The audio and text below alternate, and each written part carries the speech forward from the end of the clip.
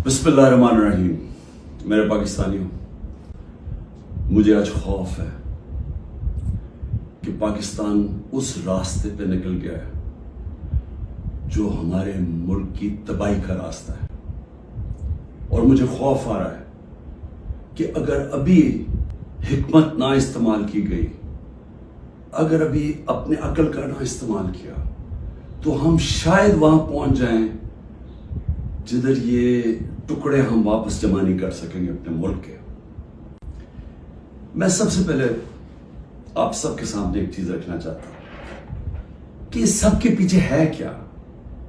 ये जो एक साल से एक अफरा तफरी मुल्क में मची हुई है, एक पूरा जोर लगा हुआ है कि किसी ना किसी तरह इमरान खान का रास्ता बंद किया जाए, कि ये मुल्क के लिए बहुत बुरा है, इसको नहीं आने देना चाहिए। अगर इलेक्शन भी ना हो, आइन भी टूट जाए, कोई सुप्रीम कोर्ट को भी जलील किया जाए, लेकिन इसको नहीं आने देना। इसके पीछे है क्या? मैं जरा आपको पहले ये ग्राफ दिखा दूं। ये जो आपके सामने है, ये जरा ग्राफ देखिए। ये है सर्वे का रिजल्ट। ये सर्वे का रिजल्ट में ये जरा इधर देख लें कि 70% इस वक्त तहरीक इंसाफ की मकबूलियत है पाकिस्तान में।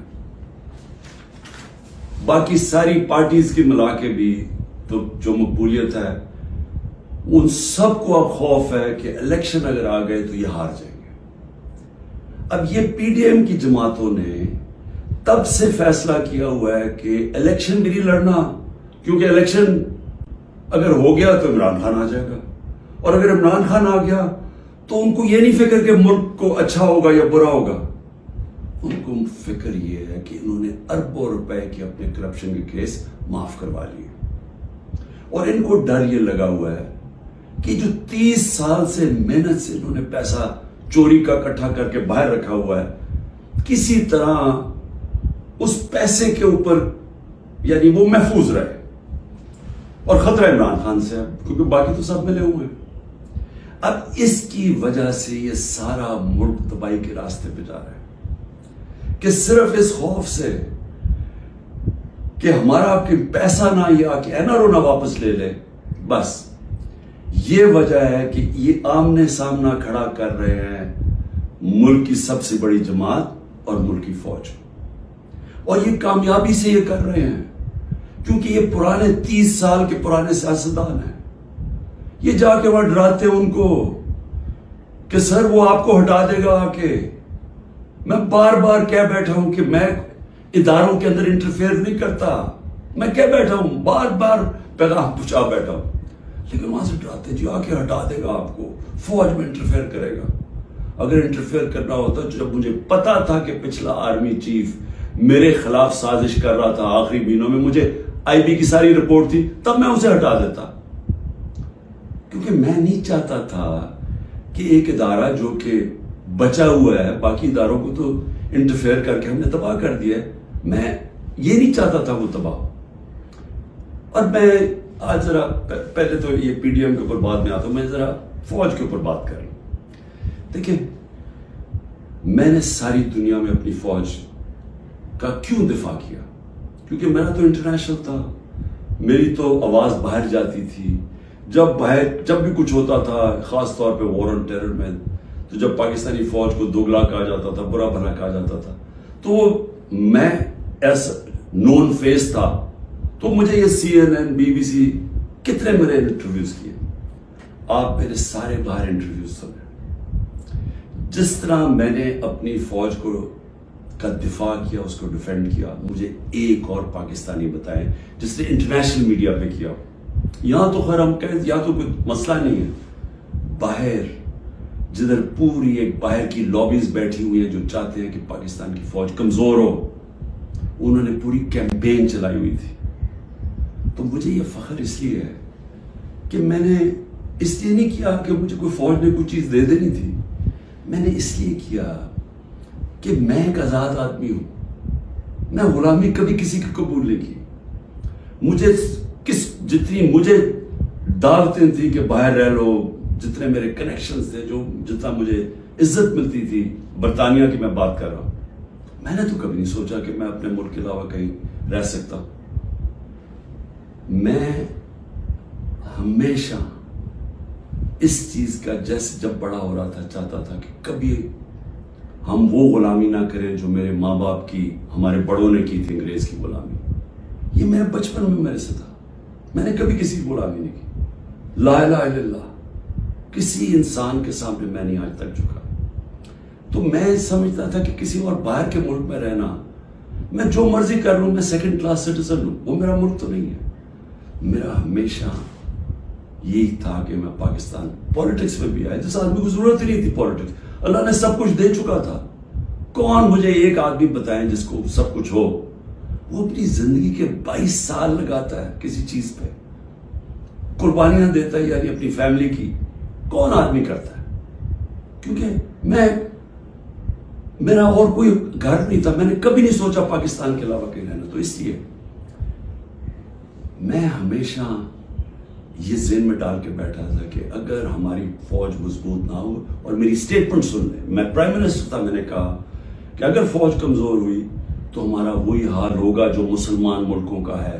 اٹھا کے دیکھیں نا, اوپر سے لے کے نیچے تک, لیبیا, سیریا, صومالیہ, پھر افغانستان سے جو ہوا, عراق سے جو, سارے ملک تباہ ہوئے جو اپنی دفاع نہیں کر سکتے تھے. ہمیں فخر تھا کہ ہماری سب سے مضبوط فوج ہے. تو جب بھی, پہلے میں واضح کر دوں کہ میں کبھی اپنی فوج کی تنقید کرتا ہوں تو جس طرح میں اپنے بچوں کی تنقید کرتا ہوں اصلاحات کرنے کے لیے. کیونکہ اگر فوج کو میں کمزور کروں گا تو میں اپنے آپ کو کمزور کروں گا. اور یہ جو پی ڈی ایم کوشش کر رہی ہے, اور کامیابی سے, کہ کسی طرح آمنے سامنا ہو جائے پاکستانی فوج کا اور تحریک انصاف کا, تو کون اپنی فوج سے لڑنا چاہتا ہے؟ مجھے یہ ابھی سمجھ نہیں آ رہی کہ اس میں جیتے گا کون؟ اس پہ ان پی ڈی ایم کو تو کوئی فرق نہیں پڑے گا. یہ جب میمو گیٹ میں امریکنوں کو کہہ رہا تھا زرداری کہ جناب مجھے اپنی فوج سے بچا لو, اس کے پیسے باہر پڑے ہوئے ہیں. جب نواز شریف انڈین لابی کو اور اسرائیل لابی کو اپنے ساتھ ملانا چاہتا تھا, اپنی فوج کو کہہ رہا تھا کہ دہشت گردی میں ملوث ہے, اس کے پیسے اربوں ڈالر باہر پڑا ہوا ہے. وہ جب ہوتا ہے موقع باہر بھاگ جاتے. تو میرا تو کوئی باہر نہیں جانا. تو میں اس لیے آج یہ کہنا چاہتا ہوں کہ یہ لوگ کامیابی سے وہ کام کر رہے ہیں جو میری آنکھوں کے سامنے ایسٹ پاکستان میں ہوا تھا. میں نے وہ دیکھا ہوا ایسٹ پاکستان میں کیا ہوا تھا. سب سے بڑی پارٹی تھی, مجھے قرآن الیکشن جیت گیا, فوج نے الیکشن کروایا, اور صاف اور شفاف ترین پاکستان کی تاریخ کا الیکشن تھا. کس نے تسلیم نہیں کیا؟ اس میں کوئی شک نہیں کہ فوجی لیڈرشپ کی قصور تھا, لیکن وہ آدمی جو چاہتا تھا کہ میں پرائم منسٹر بن جاؤں, اس کا بہت بڑا ہاتھ تھا. وہ کہتا ہے میں مانتا ہوں مجھے برمان کو, پاکستان نہ ٹوٹتا. اس نے پوری پلاننگ کی اپنی ذات کے لیے, اس نے پاکستانی فوج کو لڑا دیا سب سے بڑی پارٹی سے, ملک ٹوٹ گیا. آج وہی ہو رہا ہے. یہ پی ڈی ایم لڑا رہی ہے جان کے, یہ جو کیسز بن رہے ہیں کہ ملٹری کورٹ میں کیس کر دو, آرمی ایکٹ سے کیس کر دو. کبھی آج تک ایسا ہوا ہے کہ نہ آپ نے کوئی تحقیقات کی, نہ کوئی انڈیپینڈنٹ انکوائری ہوئی, نہ پتا چلا کہ یہ اس کے پیچھے کون تھا, اور ایک دم جج, جوری اور ایکسیکیوشن فیصلہ ہو گیا کہ جی تحریک انصاف دہشت گرد جماعت ہے, اور پکڑ دکڑ شروع ہو گئی. 7,500 کارکنوں کو پکڑ لیا ہے, اس میں عورتوں کو پکڑ لیا ہے. کبھی اس ملک میں ہوا ہی نہیں ہے. یعنی جس طرح عورتوں سے بدتمیزی ہوئی ہے, یہ کب ہوا ہے یہاں اس ملک میں؟ اور پھر یعنی گھروں میں جانا رات کو, سارا گھر توڑ دینا, عورتوں سے دھکے دے رہے ہیں عورتوں کو. شیریہ رفیدی کی بیوی کو بھی ساتھ پکڑ کے لے گئے, پھر ایک جگہ سے چھٹتی ہے شیرین مزاری, دوسری جگہ پکڑ لیتے ہیں. یعنی یہ کیا ہو رہا ہے؟ یہ تو اپنے ملک میں نفرتیں پھیلائی جا رہی ہیں. یہ تو جان کی ایسے مجھے لگ رہا ہے کہ میں ایک خواب دیکھ رہا ہوں، گھنونا خواب، جس کے اندر ایک ملک کی تباہی دیکھ رہا ہوں سامنے۔ یہ کون سا ملک اجازت دیتا ہے اپنی اس طرح کی تباہی کرنے کے لیے صرف ان چوروں کی خاطر؟ میں آج رائے پوچھنا چاہتا ہوں، مجھے یہ بتائیں، تحریک انصاف 27 سال سے، مجھے ایک جگہ بتائیں کہ عمران خان نے کہا ہو کہ کسی قسم کا آپ قانون توڑیں، قانون کے باہر چلیں، آئین کے باہر چلیں۔ مجھے ایک دفعہ ایک سٹیٹمنٹ میری بتائیں 27 سال میں، مجھے ایک میرے لیڈر کی سٹیٹمنٹ بتائیں جو میرے نیچے ہے، جو میری پارٹی کے لیے وہ کہے کہ جناب توڑ دو، گھراؤ کرو، جلا دو۔ ایک جگہ بتائیں۔ مجھے یہ بتائیں کہ جب 25 مئی کو، اچھا اس سے پہلے چلیں، 9 اپریل کو مجھے نکالا پچھلے سال، 10 اپریل کو لاکھوں لوگ سڑکوں کے اوپر نکلے، کسی نے کوئی کچھ کیا؟ کس نے کوئی جلایا گھرایا کچھ کیا؟ سب کو پتا تھا کس نے نکالا ہے، کچھ ہوا؟ اس کے بعد 25 مئی کو ہم ایک پرامن مارچ کر رہے ہیں، جو 3 لانگ مارچز انہوں نے میرے خلاف کی تھی، ہم نے ان کے خلاف ایک FIR رجسٹر کی۔ گھروں میں گھس کے انہوں نے لوگوں کو پکڑا، وہ پہلی دفعہ شروع ہوا، جو انہوں نے 3 بجے لوگوں کے گھروں میں پکڑ کے لوگوں کو مارا داڑا، اور پولیس سے پوچھے وہ کہ جی نامعلوم افراد سے پیچھے سے حکم ہے۔ جب پولیس سے کہ وہ جی پیچھے سے ہمیں حکم ہے، ہمیں تشدد کیا گیا۔ جب 26 کی صبح کو میں پہنچا تو میں نے جب دیکھا کیا حالات ہیں، میں نے کینسل کر دیا دھرنا، کیونکہ مجھے پتا تھا کہ انتشار ہوگا۔ 26 نومبر 4 لاکھ لوگ پنڈی میں جمع ہوئے۔ میں کہہ سکتا تھا کہ ہاں ہم اسلام آباد کی طرف جائیں گے، مجھے تب پتا تھا کہ انتشار ہوگا۔ لوگ مایوس ہوئے، مجھے برا بھلا کہا، میں نے کینسل کر دیا۔ 8 مارچ الیکشن ریلی نکال رہے ہیں، الیکشن اناؤنس ہو گیا ہے، پرمیشن مل گئی ہے پولیس سے، ریلیز آ رہی ہیں، ایک دم ساری جگہ police, water cannons, tear gassing. میں گھر میں انتظار کروں ریلیز کی تو ایک دم پتا چلا، اچھا ٹی وی پہ بلیک آؤٹ کر دیا۔ ایک تو ہمیں میڈیا سے باہر نکال دیے، سب سے بڑی پارٹی کو میڈیا کے اندر بلیک آؤٹ کیا ہوا ہے، تو مجھے پتا ہی نہیں کہ میں ٹی وی دیکھ رہا ہوں، مجھے پتا ہی نہیں۔ مجھے پتا چلتا ہے کہ وہ ٹیئر گیس، اسی وقت میں کینسل کرتا ہوں اپنی ریلی، میں کہتا ہوں آج نہیں کریں گے۔ اگلے دن اپلائی کرتے ہیں کیونکہ الیکشن ہو گیا، اجازت نہیں ملتی، ریلی نہیں کرتا، اس سے اگلے دن جب اجازت ملتی ہے ریلی کرتا۔ اور اس کے اندر 8 کو ضلع شاہ کا قتل کیا، لوگوں کو مارا، بازو ٹوٹے، کچھ کیا، ایک انلیگل ایکٹ کیا۔ پھر میرے گھر پہنچ گئے 14 مارچ کو میرے گھر پہنچ گئے جی، آپ نے وہاں پہنچنا ہے، وہاں عدالت میں اسلام آباد، میں شورٹی بانڈ دے دیتا ہوں، نہیں کرتے۔ 24 گھنٹے میرے گھر پہ حملہ ہوتا ہے، کسی پولیٹیکل لیڈر پہ ہوا۔ اس کے بعد میں نے کہا کہ جلا دو، گرا دو، کوئی میں نے کہا کہ اٹیک کرو گورنمنٹ بلڈنگز کو، رینجرز بھی تھے، فوج کو، کہیں میں نے کہا۔ اس کے بعد 18 کو میں جاتا ہوں، جب میں ادھر جاتا ہوں میرے گھر پہ حملہ، 72 بند گاڑی دروازہ توڑ کے میرا گھر لوٹ لیتے ہیں، میری بیوی بیچاری اکیلی ہوتی ہے۔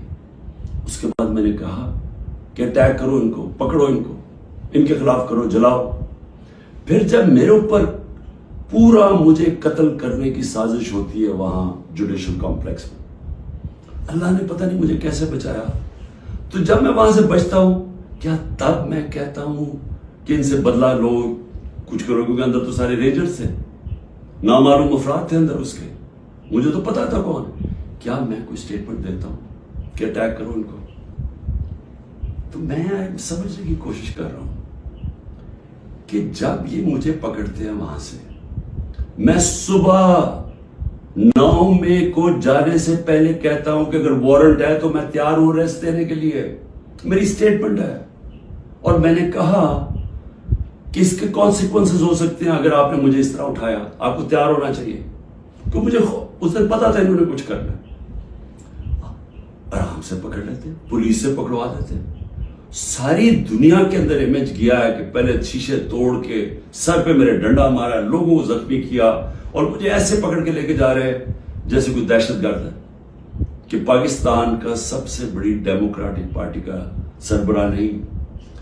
12 الیکشن اسمبلی میں نیشنل اسمبلی کے جیتا ہوں جو ورلڈ ریکارڈ ہے، اور ایسے لے کے جا رہے ہیں جیسے میں نے کوئی جرم، میں کوئی دہشت گرد ہوں۔ اب اس کے جو امیجز تھے اس کا رد عمل آنا تھا، اور یہاں میں کہنا چاہتا ہوں کہ یہ پوری سازش ہوئی ہے، انہوں نے بڑی پلاننگ کے تحت کیا۔ ہمارے پاس اب ساری ایویڈنس آ گئی ہے، ہم عدالت پہ جانے لگے ہیں کہ جوڈیشل کمیشن بنائی جائے، تحقیقات کی جائے کہ ایک پارٹی نے اتنی اپنی طویل سٹرگل میں جب اس نے کبھی وائلنس کی طرف گئی ہی نہیں ہے تو وہ ایک دم یہ کیسے جا کے جلانا شروع ہوگا۔ اور اس کو تو اس کے اوپر تو سب سے پہلے آئی جی پنجاب کو بلائیں، یہ جو جناح ہاؤس میں ہوا ہے۔ یہ ہم وہاں وہ لوگ بتا رہے ہیں، میں جب ادھر تھا پولیس لائنز کے اندر انہوں نے مجھے رکھا ہوا تھا، تو وہاں جب مظاہرین آئے تو وہ بھی اتنی دور تھے تو پولیس نے ان کے اوپر اٹیک کر دیا، شیلنگ کر دی۔ تو یہاں لبرٹی سے لوگ جا رہے ہیں ادھر، تو کدھر تھی پولیس؟ یہ کس نے کیا ہے؟ اگر اس کی صحیح تحقیقات ہو جائے تو پتہ چل جائے گا اس سازش کے پیچھے کون تھا، کون اس کو استعمال کرنا چاہتا تھا ایک پوری پارٹی کو بین کرنے کے لیے، قلعدم کرنے کے لیے۔ یہ جو 7,000 7,500 لوگ جیلوں میں ڈالا ہے، یہ پہلے سے پری پلان تھا، اس کو بہانا مار کے تو ساری پارٹی کو جیل میں ڈالنا تھا۔ اور پھر یہ جو لوگوں کو کہا جا رہا ہے کہ جی اب پارٹی چھوڑ دیں، یا جو اناؤنسمنٹس ہیں، مجھے یہ سمجھ نہیں آ رہی کہ کیا جو یہ کر رہے ہیں ان کو سمجھ آ رہی ہے کہ یہ پاکستان کدھر جا رہا ہے؟ کیونکہ پی ڈی ایم تو چاہتی ہے یہ، وہ جو لندن میں بیٹھا ہوا ہے اس کو کوئی فرق نہیں پڑ رہا کہ ملک کا ادارے جائیں، آئین جائے، ملک کی فوج بدنام ہو، اس کو کوئی فرق نہیں پڑ رہا، کیونکہ اس نے خود فوج بڑی بدنام کی ہوئی ہے پہلے، اس کو نہیں فرق پڑ رہا۔ فرق ہم سب کو پڑ رہا ہے۔ یہ جن کا جینا مرنا ہے پاکستان میں، خوف ہمیں آ رہا ہے اس چیز کا، اور یہ مجھے افسوس سے کہنا پڑتا ہے کہ اس کے اندر اگر کوئی یہ سمجھ رہا ہے کہ اس اسٹریٹجی سے کوئی سب سے بڑی پارٹی ختم ہو جائے گی، وہ پارٹی اس لیے نہیں ختم ہو سکتی۔ ذرا پھر سے یہ دیکھ لیں، جس پارٹی کے پاس 70% اس کی مقبولیت ہو ملک میں، آپ اس کو ختم نہیں کر سکتے۔ لوگ بھی چھوڑ دیں، لوگوں کو جو بھی کہیں ان کو چھڑوا بھی دیں کہ جی ہم نہیں جا رہے، پریشر ڈال کے، اس سے پارٹی نہیں ختم ہونے لگی، پارٹی کا ٹکٹ پھر بھی جیتے گا۔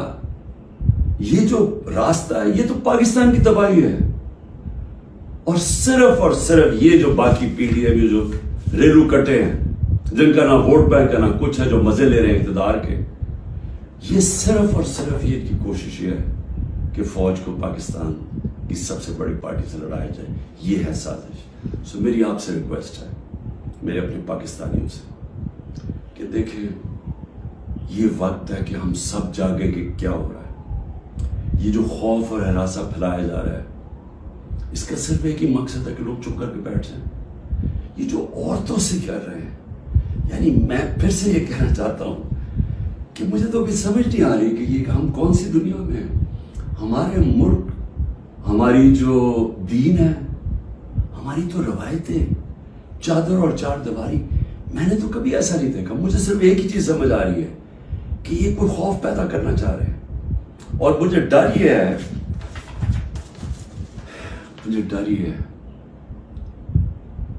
کہ اس کا بہت بڑا بیک لیش آنے والا ہے جو ہمارے ملک کو مزید اور نقصان پہنچائے گا۔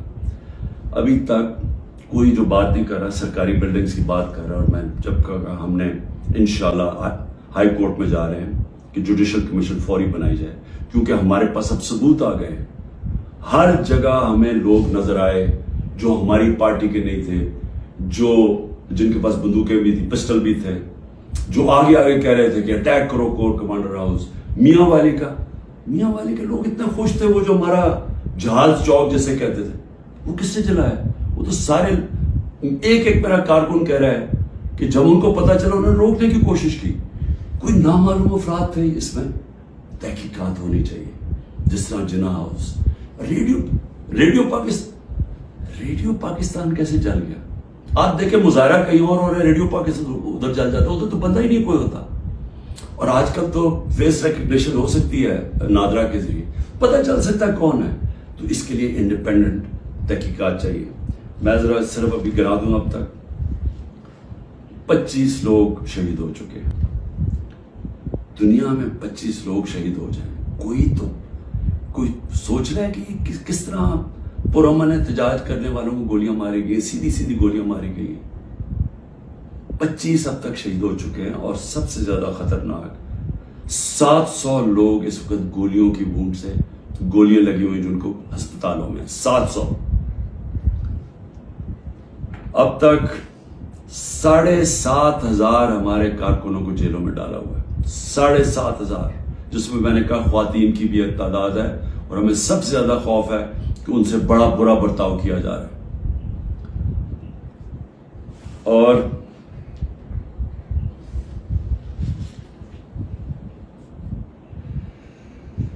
آخر میں نے ابھی سنا ہے کہ جناب 40 دہشت گرد میرے گھر میں ہیں جن کو میں نے پناہ دی ہوئی ہے, اور کہا جی کہ ہم ان کے اوپر کوئی گھر کے اوپر کارروائی ہوگی 40 دہشت گرد کو پکڑنے کے لیے. میری ریکویسٹ ہے آپ کو کہ 40 دہشت گرد اگر گھر میں ہیں تو میری زندگی کو بھی خطرہ ہے. مہربانی کر کے ضرور آئیں یہاں, لیکن اس طرح نہ آئے کہ کوئی دعویٰ بول کے اس طرح کریں, سرچ وارنٹ لے کے آئیں ایک محسن معاشرے کی طرح. آئیں کہ کوئی نام تو دیں یہ دہشت گرد ہے کون, اور آئیں ہم آپ کو ساری دکھا دیتے ہیں گھر میں کدھر ہے, کتنے دہشت گرد ہیں. شاید میرا ہی فائدہ کروا دیں گے کہ اگر کوئی چھپا ہوا وہ دہشت گرد ہے. لیکن اس کو ایک بہانہ نہ بنائیں. جس طرح ہمارے لوگوں کو پکڑ رہے ہیں, جس طرح اس کو استعمال کیا گیا ہے تحریک انصاف کے اوپر کریک ڈاؤن کرنے کا, اس کو بھی استعمال نہ کریں کہ جس طرح کہ جی عمران گھر 40 دہشت گرد چھپے ہوئے ہیں تو حملہ کر دو. تو اس لیے میں آج سب کو کہہ رہا ہوں کہ اس وقت اس کو اور آگے نہ بڑھائیں, کیونکہ یہ بڑھتی جائے گی, کدھر تک جائے گی بات.